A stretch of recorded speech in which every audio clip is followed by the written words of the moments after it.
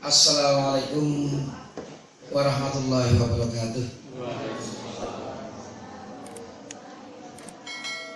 Alhamdulillah, alhamdulillahilladzi hadana li hadza wa ma kunna linahtadiya laula an hadanallah. Asyhadu an la ilaha illallah wahdahu la syarikalah wa asyhadu anna Muhammadan abduhu wa rasuluhu la nabiyya ba'dah. Allahumma sholli ala Muhammad wa ala alihi wa ashabihi ajma'in. Amma ba'd. Bapak-bapak, ibu-ibu sekalian yang berbahagia, pertama mari kita selalu panjatkan puji syukur kehadirat Allah Subhanahu wa taala atas segala nikmat yang telah diberikannya kepada kita semua, khususnya nikmat iman dan Islam. Bapak-bapak, ibu-ibu, tadi sudah disampaikan oleh Pak Sarwiji bahwa bulan yang lalu kita memulai tentang tema konsep imamah di dalam sholat berjamaah. Ada dua bagian. Bagian yang pertama, syarat-syarat untuk menjadi imam sudah selesai kita kaji.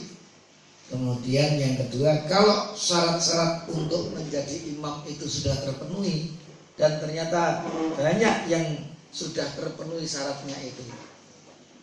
Makanya satu ruangan ini semuanya sudah memenuhi syarat untuk menjadi imam. Lalu dari yang sudah memenuhi syarat ini yang paling utama siapa? Nah, ini tema kita. Jadi tingkatan yang kedua, kalau sudah ada banyak yang sudah memenuhi persyaratan untuk menjadi imam, lalu di antara mereka itu siapa yang lebih utama untuk menjadi imam?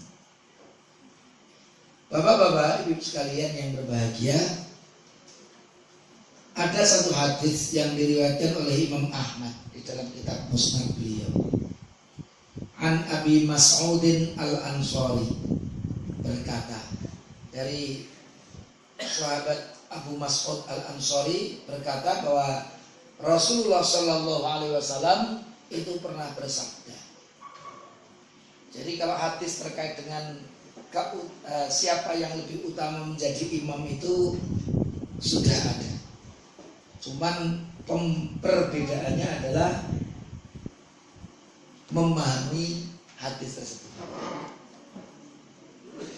Jadi kalau kita mengkaji ilmu usul fikih, memang ruang lingkup ijtihad itu kalau kita intisarikan itu ada dua. Yang pertama, kalau dalilnya itu dzonni. Dalilnya dzonni itu bisa dzonniyul wurud, bisa dzonniyu ad-dalalah. Ini yang pertama. Ruang lingkup ijtihad kalau dalilnya dzonni. Dzonniyul wurud ini terkait dengan kedatangan dalil itu kepada kita itu dzonni.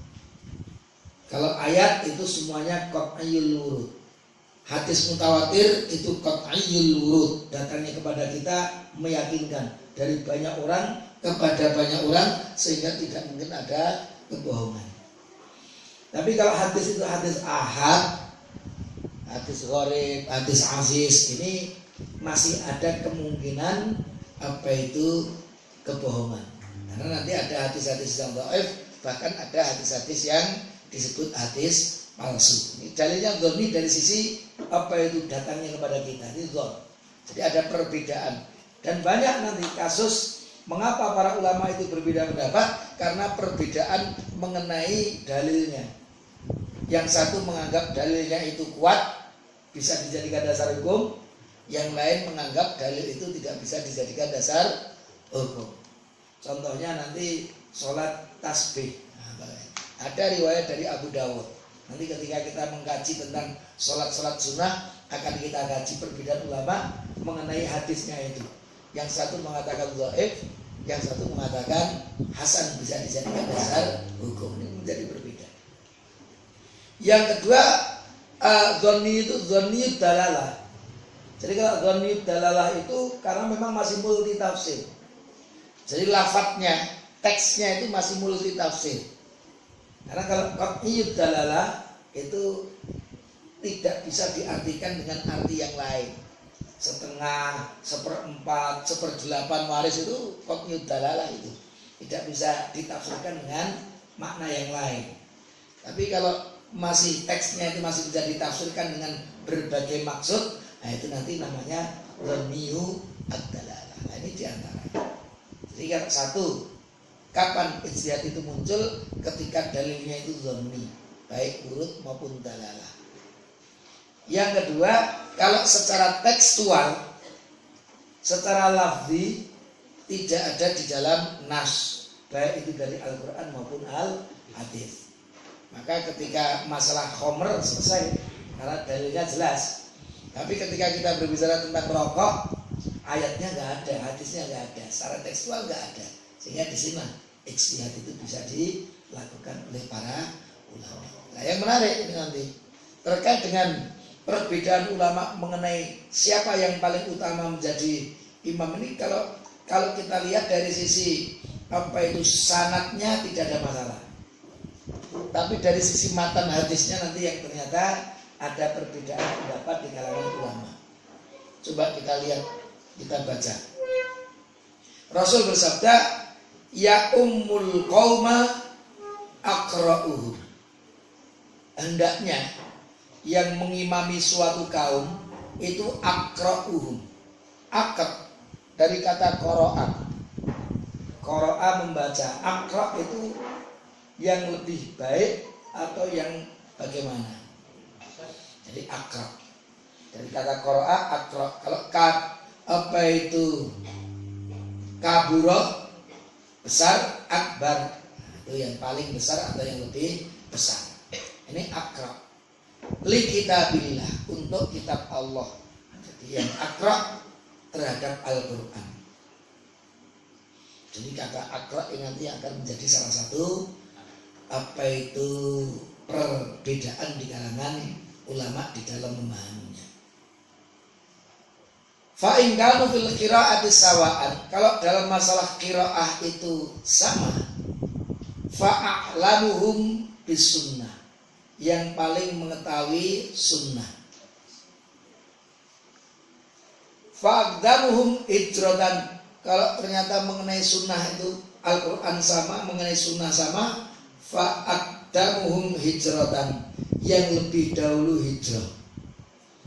Jadi kalau yang satu hijrahnya setelah perang Badar, yang satu sebelum perang Badar, maka yang hijrahnya sebelum perang Badar itu yang lebih utama menjadi imam. Seperti itu.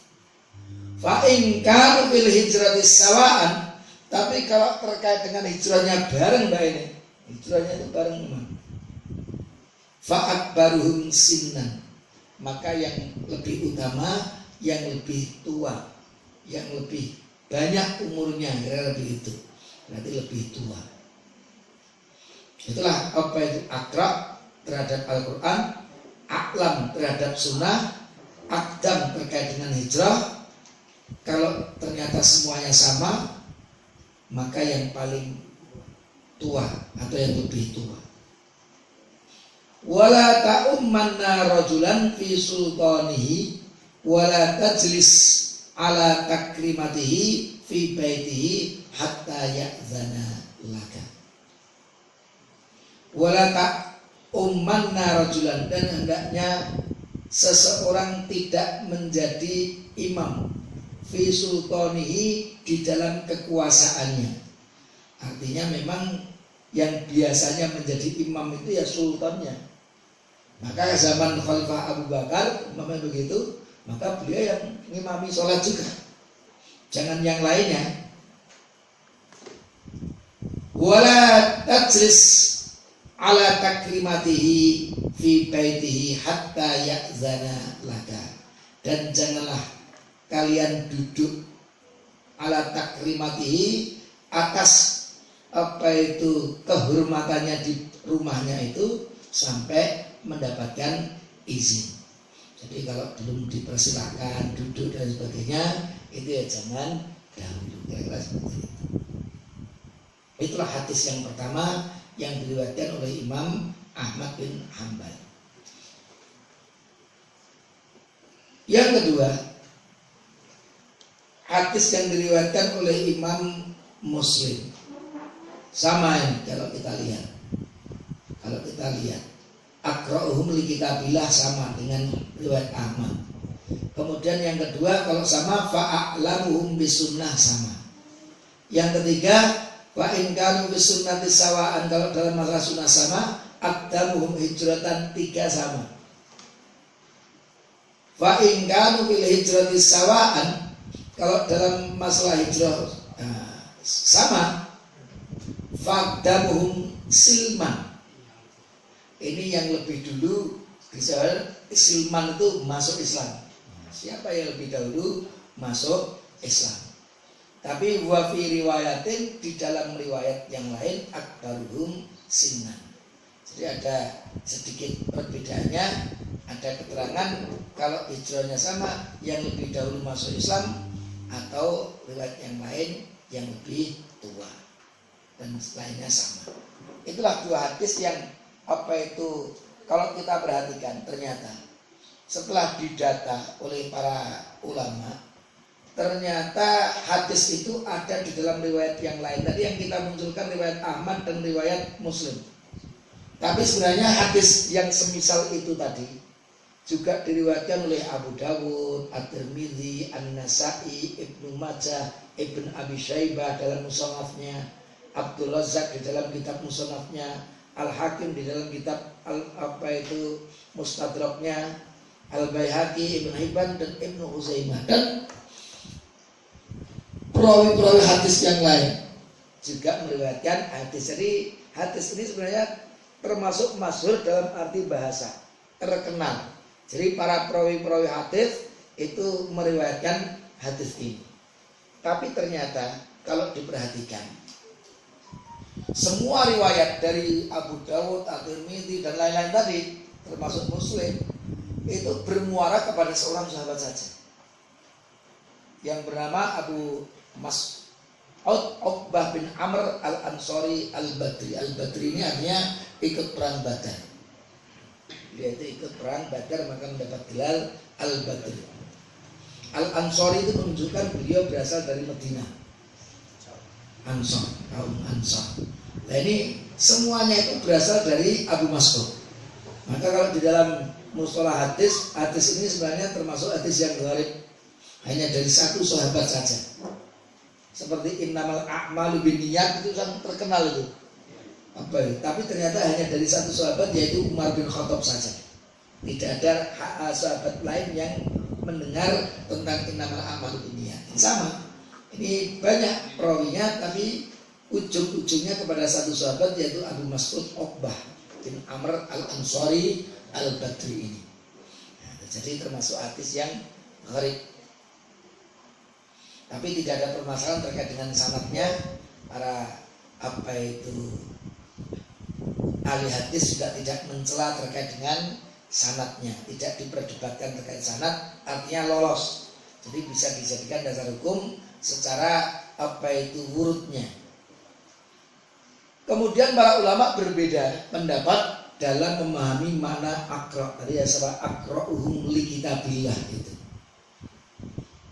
Ini yang pertama ulama Hanafiyah dan Hanabilah. Murid-muridnya Imam Abu Hanifah dan murid-muridnya Imam Ahmad bin Hanbal. Mengambil zahirnya lafaz aqra itu ya berarti lebih baik bacaannya. Aqra. Jadi qara'a membaca, aqra yang lebih baik bacaannya. Itu makna lafzinya. Jadi secara tekstual aqra itu yang lebih baik bacaannya. Jadi yang paling utama siapa? Yang paling baik bacaannya. Yaitu yang paling utama untuk menjadi imam adalah yang paling baik bacaannya. Tadi saya katakan ini Hanafiyah dan Hanabilah. Karena di zaman Rasul, ini alasan mereka. Karena di zaman Rasul, para sahabat ketika belajar Al-Quran, membaca Al-Quran kepada Rasul, mereka secara otomatis juga belajar mengenai hukum yang terkandung di dalamnya, termasuk hukum tajwidnya. Mana yang idhar, mana yang ikhfa, mana yang idgham, kan gitu. Itu juga belajar dari Rasulullah Shallallahu Alaihi Wasallam. maka mereka yang belajar kepada Rasul itu pasti juga benar dan baik bacaannya. Nah, kira-kira seperti itu. Jadi aqra'uhum itu yang paling baik bacaannya. Meskipun sebenarnya paling baik bacaannya ini juga masih menimbulkan sedikit perbedaan. Yang dimaksud paling baik itu paling baik lahannya, intonasinya itu apa terkait dengan tajwidnya. Lebih baik bacaannya itu karena ada orang yang memang cangkoknya itu bagus. Dia kira-kira naik kon nyanyi itu ya apik. Nyanyi itu apik, baca Quran ya bagus. Maka banyak kan penyanyi-penyanyi yang dulu katanya bahkan pernah nyantren dan pernah jadi qori'ahan gitu. Jadi baca Qurannya bagus, kon nyanyi ya apik, memang cangkoknya itu bacanya bagus. Ada orang yang mungkin kalau suruh nyanyi itu beliru nyata. Rada beliru, tapi secara ilmu tajwid sesuai panjang pendeknya itu tahu makhrajnya itu bener, cuman rada beliru. Nah, ini kan lebih baik bacaannya itu sing suaranya di rumah gitu sampai itu atau enak didengarkan atau lebih baik bacaannya itu yang lebih sesuai dengan ilmu tajwid. Ya kalau dua-duanya jelas tidak ada masalah. Tapi kalau satunya ini apa itu bagus lahannya, ning tajwidnya sok-sok salah. Atau yang satu tajwidnya itu benar terus, tapi ya rada beliru sih dia nyata. Nah, itu aqra' yang parah kan gitu. Itu juga salah satu nanti menjadi apa itu sedikit perbedaan mengenai aqra' yang paling baik bacaannya. Tentunya ya dua-duanya secara tajwid ya memang menguasai benar bacaannya dan lahnya juga enak didengar, itu jelas itu kriteria yang terbaik. Nah, kalau andal di salah satunya dan kurang di sisi yang lain, mana yang lebih diutamakan? Selain itu, ulama Hanabilah juga beralasan, ini ada tambahan dari ulama Hanabilah. Membaca Al-Quran merupakan salah satu rukun dalam ibadah sholat. Karena Al-Fatihah itu juga bagian dari sholat. La sholata liman lam yaqra' bi Fatihatil Kitab. Tidak sah sholat seseorang yang tidak membaca Fatihatul Kitab. Fatihatul Kitab itu juga bagian membaca Al-Quran, rukun. Seperti berdiri dalam sholat, itu juga rukun bagi yang mampu tentunya. Maka yang bisa berdiri lebih utama untuk mengimami sholat daripada yang duduk. Nah, ini dipahami seperti itu. Jadi yang bacanya lebih baik, maka itu lebih pantas untuk menjadi imam. Seperti kalau dia itu berdiri, lebih baik menjadi imam dibandingkan yang tidak bisa berdiri. Itu pendapat Hanafiyah dan Hanabilah. Menurut Syafi'iyah, ulama-ulama Syafi'iyah, bahwa yang paling utama untuk menjadi imam itu adalah al-afqah. Jadi memahami al-aqra' di situ.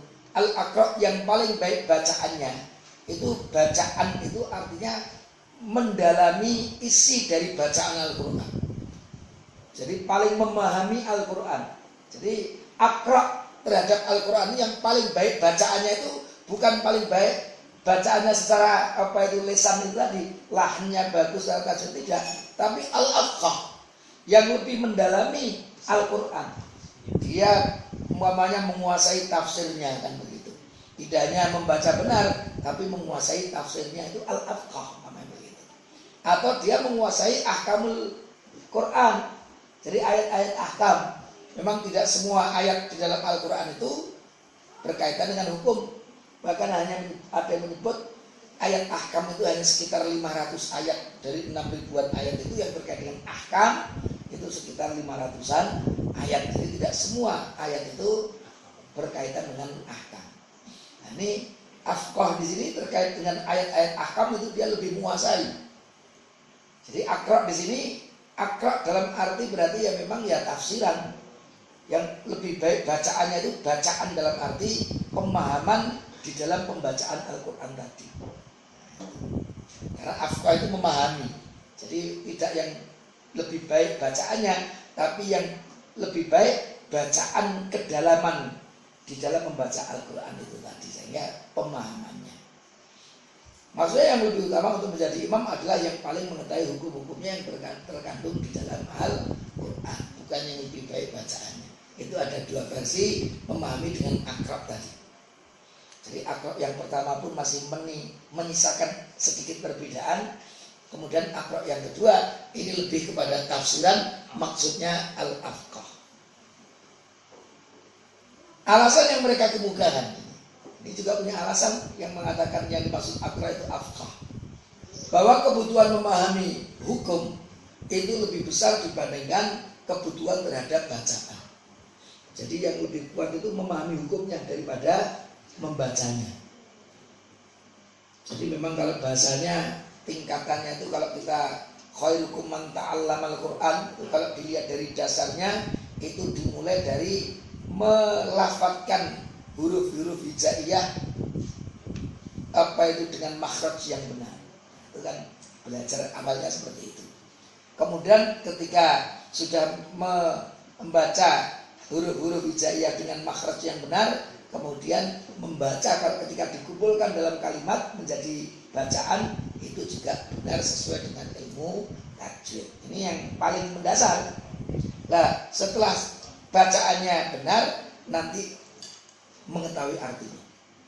Karena ada yang baca artinya apa? Mana artinya ramudin. Ini apa dia? Tapi artinya apa? Maksudnya apa? Ramudin. Tapi membacanya benar. Ini setelah baca yang dasar tadi, memahami itu diangkat di atasnya, mengetahui artinya. Kemudian tingkat yang lebih tinggi dari ta'allumul Quran itu adalah mengetahui tafsirnya, keterangannya, bagaimana penjelasan Rasul terhadap ayat ini, bagaimana penjelasan para sahabat terhadap ayat ini, bagaimana para ulama-ulama salafus saleh dulu memahami ayat seperti ini. Nah, ini ketika menguasai, mendalami lebih dalam, itu artinya akrab. Itu bahasanya seperti itu. Itu apa itu pendapat yang kedua. Contoh, ini contohnya bahwa lebih memahami hukum itu lebih utama dari sekedar lebih baik bacaannya. Itu kalau terjadi suatu kasus atau peristiwa yang berkaitan dengan hukum dalam permasalahan sholat yang sedang dilaksanakan, seorang imam dituntut untuk segera menyelesaikannya. Umpamanya dia lupa baca atau dia lupa tahiyat awal dan sebagainya, ketika subhanallah bingung ini piye carane ya ora mudeng karena hanya pinter baca tapi terkait dengan hukum-hukum yang lainnya kurang paham. Ini ketika terjadi masalah di dalam sholat bingung piye carane kemringet kae ora ngerti piye solusinya piye. Tapi kalau dia afqah memahami, tahu kalau begini kalau apa itu kesalahan ini begini, itu bisa memberikan langsung apa itu menyelesaikan permasalahan itu segera ketika peristiwa itu terjadi. Nah, inilah yang apa itu alasan bagi pendapat yang kedua, memahami al-aqra itu adalah al-afqah. Selain itu, mereka juga punya alasan bahwa di zaman Rasul para sahabat secara otomatis bahwa yang paling baik bacaannya adalah juga yang lebih memahami hukumnya.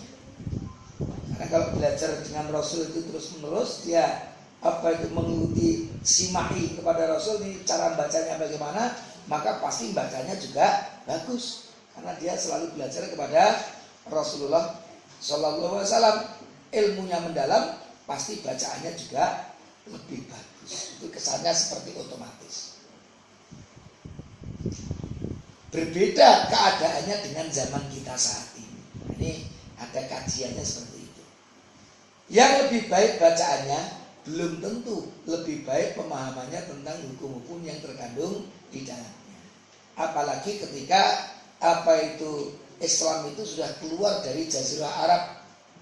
Ternyata yang membaca dengan baik itu bukan orang-orang asli Arab. Nah, itu juga menjadi apa itu permasalahan tersendiri.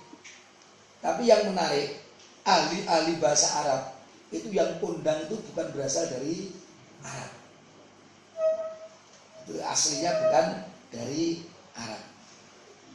Seperti Abdul Aswad Ad-Du'ali itu para ulama menyebut dia bukan dari Arab, tapi andal di dalam apa itu tata bahasa Arab nahwu. Baik, kita lanjutkan. Bahkan saat ini banyak orang yang hanya belajar membaca dan menghafal Al-Quran, namun tidak mendalami ilmu atau hukum-hukum yang terkandung di dalamnya.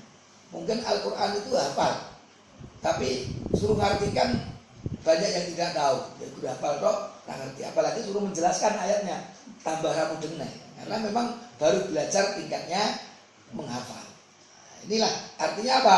Kalau di zaman Rasul dulu, mereka yang menghafal Quran itu kan menghafalnya dari Rasul.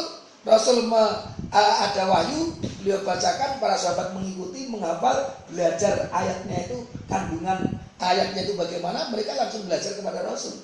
Sehingga yang baik bacaannya itu juga memang otomatis baik pemahamannya terhadap hukum. Nah sekarang beda, karena beda, kadang-kadang ada yang penekanannya kepada menghafal, sehingga yang penting mengejar hafalnya, tapi memahaminya nomor 2. Ada juga yang menghafalnya nomor 2, yang penting bisa memahami. Memang ini 2 versi yang mestinya tidak perlu dipertentangkan. Kalau baik ya sebagian ada yang menghafal, sebagian ada yang menghafal memahami, dan kalau bisa mampu lagi menghafal terus juga mendalami, ini memang dua-duanya lebih baik. Tapi yang tidak semua itu mampu seperti ini.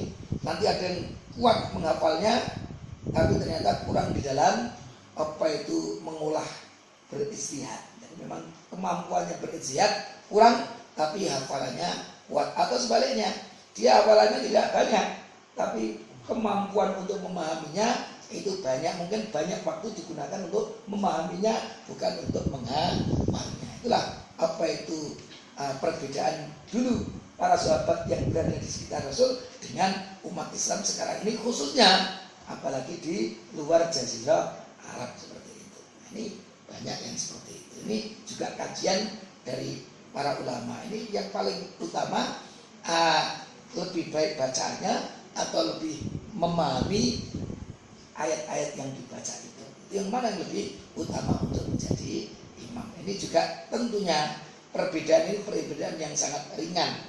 Jadi memahami apa itu maksud dari sabda Rasulullah Sallallahu Alaihi Wasallam. Nah sekarang kita coba bagaimana apa itu majlis tarjih dan tajdid pimpinan pusat Muhammadiyah memahami tema tentang siapa yang lebih utama untuk menjadi imam ini. Tadi ada apa itu 2 pendapat terkait dengan akrab. Nah, kalau di Muhammadiyah kira-kira nanti kemana ya? Kita lihat di dalam buku Tanya Jawab Agama jilid 3 yang dikelola oleh tim Majelis Tarjih dan Tajdid Pimpinan Pusat Muhammadiyah. Sudah punya semuanya ya?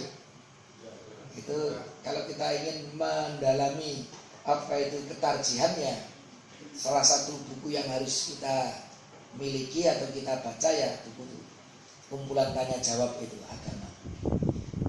Ketika menjawab pertanyaan tentang kriteria imam sholat di zaman Nabi Muhammad, menyebutkan bahwa berdasarkan hadis yang diriwayatkan oleh Imam Ahmad, Imam Muslim, dan lain-lain tadi sudah kita tunjukkan kriteria imam itu begini.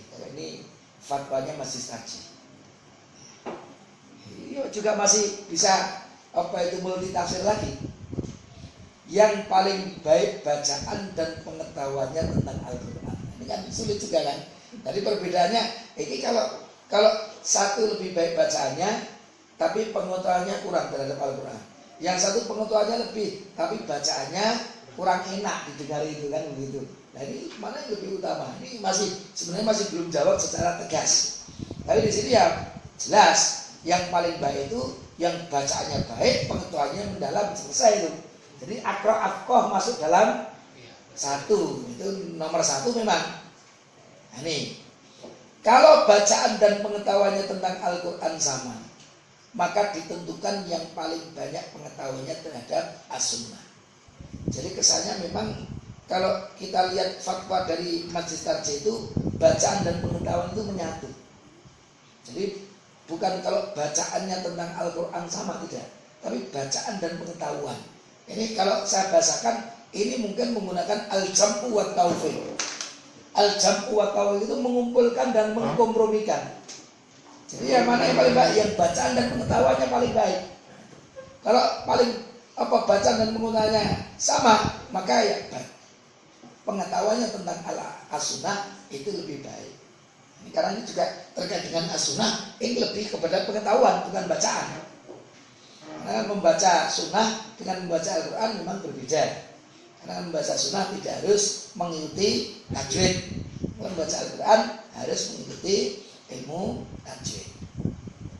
Nah, seperti itu. Jadi ini pengetahuannya terhadap as-sunnah. Kalau pengetahuannya terhadap as-sunnah sama, maka yang mereka ditunjuklah yang dahulu hijrahnya. Nah, ini keterangannya untuk sekarang. Dipahami yang lebih banyak atau dahulu perjuangan. Jadi hijrahnya itu dalam arti hijrah, ya ketaatan dan perjuangannya di dalam agama. Kalau yang satu baru 5 tahun hijrahnya kira-kira begitu, dia banyak berjuang di dakwah, perjuangan itu 5 tahun. Yang satu sudah 10 tahun. Meskipun yang 10 tahun itu lebih muda, tapi perjuangannya lebih panjang, begitu. Nah, ini baru masuk Islam, yang lebih tua itu kan gitu. Baru 3 tahun yang lalu aktif di dakwah. Yang satunya udah lebih dari 10 tahun meskipun lebih muda. Ini kan di sini nanti mereka yang lebih dahulu perjuangannya itu yang lebih utama. Kalau hijrahnya bersamaan, maka dipilihlah imam yang usianya lebih tua. Ini ya memang ayatnya tadi alurnya seperti itu. Cuman kalau kita lihat fatwa dari Majelis Tarjih itu agak dimixkan, al-jamu wa taufiqnya muncul, ya bacaan dan pengetahuannya. Maka yang diutamakan ya baik bacaannya sekaligus baik pengetahuannya terhadap Al-Quran. Karena untuk menyebut bacaannya tadi ada sedikit perbedaan, baik bacaannya itu secara tajwid atau lahannya, intonasinya itu lagunya itu lahannya gitu ya, itu mana ini bacaannya itu lah, seperti itu. Nanti juga masuk dalam kajian. Maka perkara seperti ini perkara yang sangat sangat ringan, karena meskipun nanti yang tidak akrab, ada yang akrab tapi yang kurang akrab ini menjadi imam, itu prinsipnya kalau sudah memenuhi syarat menjadi imam itu sah. Lah, kalau ada yang lebih utama, sementara yang jadi imam itu ada yang kurang utama, sementara yang jadi makmum itu lebih utama, gimana? Ya boleh. Dalilnya ada nggak? Ada. Rasulullah pernah memerintahkan beberapa sahabat untuk ngimami sholat, khususnya ketika beliau sudah mulai sakit. Padahal Rasul itu afdal dengan para sahabat, tapi sahabat kadang diminta oleh Rasul untuk menggantikan beliau untuk menjadi imam. Artinya apa? Meskipun ada Rasul, waktu itu beliau juga mengizinkan para sahabat untuk menjadi imamnya. Jadi artinya ada yang lebih afdal menjadi makmum, gak ada masalah, karena sama-sama telah memenuhi kriteria untuk menjadi seorang imam. Inilah tema tentang siapa yang lebih utama untuk menjadi imam. Kayak kalau kita ingin aman, ya bacaannya lebih baik dan pengetahuannya terhadap Al-Quran lebih baik, itu dimixkan dua-duanya di dalamnya itu. Meskipun mengukur secara teknis juga sangat sulit. Jadi ukurannya lebih baik itu piye kan gitu. Pak itu Dasuki dengan Pak Sarwiji itu itu bagus mana, itu kan sulit ukurannya kan gitu mamanya. Ukurannya bagus mana itu kan sulit mamanya, rasa begitu. Itu cara-caranya itu mengukur secara teknis. Dhisik sijine lulusan pesantren, siji ora, apakah pesantren itu jaminan lebih baik dengan yang tidak kan itu. Ini satu lulusan Timur Tengah, ini tidak lah. Apakah jaminan lulusan Timur Tengah itu bacanya lebih baik, kan sulit memang. Makanya ya kita mencoba semampu mungkin ketika memilih imam itu yang lebih baik bacaan dan pengetahuannya terhadap Al-Quran itu tadi. Kalau di Muhammadiyah itu biasanya masjid-masjid itu imamnya terjadwal. Ada tidak hanya satu imam. Mungkin imam sholat maghrib dengan sholat isya-nya juga sudah berbeda, sholat subuhnya juga berbeda, giliran-giliran itu model di Muhammadiyah. Kalau di tempat yang lain itu imamnya itu ya itu. Termasuk ketika saya belajar di Baghdad itu, di sana itu ada lembaga pendidikan memang khusus untuk menjadi imam dan khatib. Jadi namanya apa ya bahasanya itu al-ma'had li'idadil al-a'immah wal khutobah. Ma'had li'idadil a'immah wal khutobah. Jadi lembaga untuk mempersiapkan menjadi imam dan khatib-khatib khutobah. Dulu salah satu teman saya itu ada juga yang ikut di situ. Jadi ketika waktu saya belajar ada sekitar 40-an mahasiswa Indonesia lah. Itu ada satu yang belajarnya bukan di universitas tapi di lembaga. Kira kita ya pesantren itu. Apa itu? Ma'had li'idadil a'immati wal khutobah. Jadi lembaga untuk mempersiapkan menjadi imam dan khatib. Nah, mereka imam dan khatib itu banyak yang lulusan dari lembaga itu. Dan nanti kalau sudah menjadi apa itu imam dan khatib resmi, itu disebutkan imam untuk masjid besar ini imam nomor 1 A, imam nomor 2 B, imam nomor 3 C, begitu. Kalau ada tiga-tiganya ada yang A, kalau ada yang tidak ada baru yang B dan seterusnya. Itu resmi begitu. Kalau Muhammadiyah kan enggak. Muhammadiyah itu biasanya apa itu terjadwal setiap sholat imamnya berbeda. Itu juga apa itu dua-duanya tentunya tidak apa itu ada masalah. Secara hukum sah-sah saja. Kalau lihat zaman Rasul ya, ketika Rasul ada, para sahabat ya kalau tidak diminta Rasul nggak berani menjadi imam. Para sahabat jadi imam itu kalau diminta oleh Rasul. Tapi setelah Rasul wafat kan artinya tidak bisa untuk mendeteksi umpamanya apa itu sahabat Abu Bakar dengan sahabat Umar itu lebih utama mana, itu kan tentunya kalau ini kan umpamanya khalifah pertama, khalifah kedua. Nah sekarang apa itu Abdullah bin Umar dengan Abdullah bin Abbas umpamanya, mana yang lebih utama? Seperti itu kan ukurannya kan juga tidak semudah ketika Rasul dengan para sahabatnya. Ini terkait dengan itu juga. Maka ketika waktu itu Rasul itu biasa menjadi imam, kecuali kalau mereka diminta Rasul baru menggantikannya, itu berbeda. Kalau ini sudah tidak ada Rasulullah, itu apa itu tentunya berbeda. Itu yang terkait dengan apa itu